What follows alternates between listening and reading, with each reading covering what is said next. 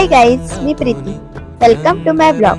आज आपण चाललोय खास प्रवासावर विठुरायाच्या पंढरी नगरीत.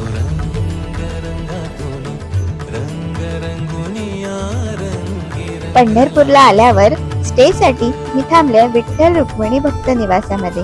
हे ठिकाण अगदी स्वच्छ, शांत आणि भक्तिमय आहे.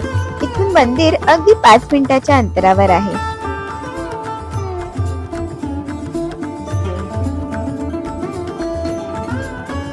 नाश्ता करून आम्ही पोचलो विठू रखुमाईच्या मंदिरात.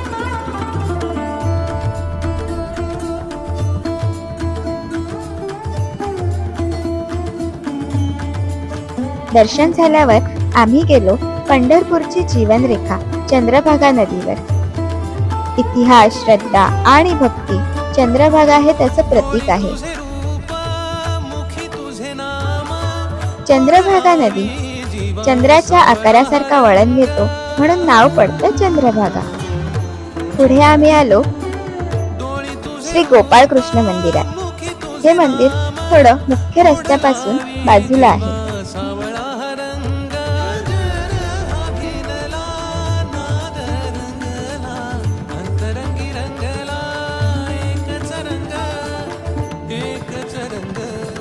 इथले गोपाळ कृष्ण म्हणजे लहान वयातला श्रीकृष्ण. पुढे आम्ही आलो श्री विष्णुपद मंदिरात. मंदिराला 16 कोरीव दगडी स्तंभ आहेत.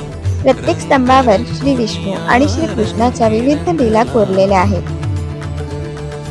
विशेष म्हणजे हे मंदिर नदीच्या मध्यभागी असल्यामुळे पावसाळ्यात नदीचं पाणी वाढलं की मंदिर पूर्णपणे पाण्याखाली जातं.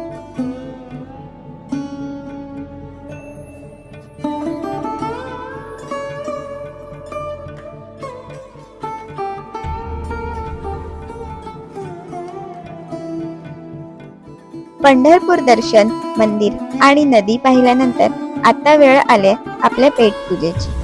राजभोग थाळी.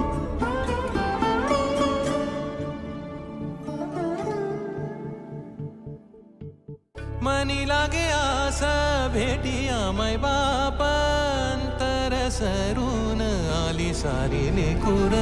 राजभोग म्हणजे खरंच राजासारखं जेवण.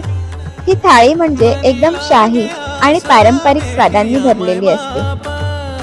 डोळ्यांचंही आणि पोटाचंही पूर्ण समाधान.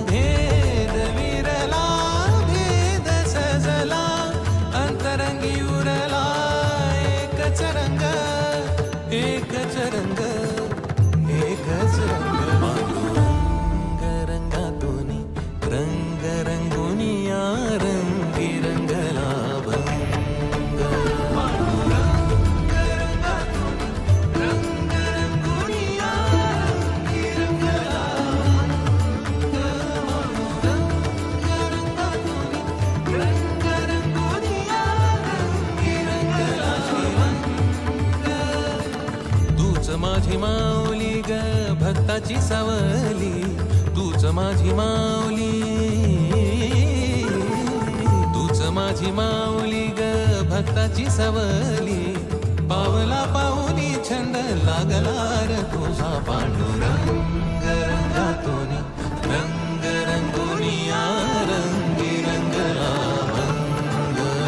पांडुरंग रंगातून रंग रंगुनिया. असा हा आपला 1 दिवसाचा पंढरपूर प्रवास इथेच संपतोय.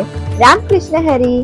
आणि हो, तुम्हाला जर माझा ब्लॉग नक्कीच आवडला असेल तर लाईक करा, शेअर करा आणि सबस्क्राईब करायला विसरू नका. Bye bye.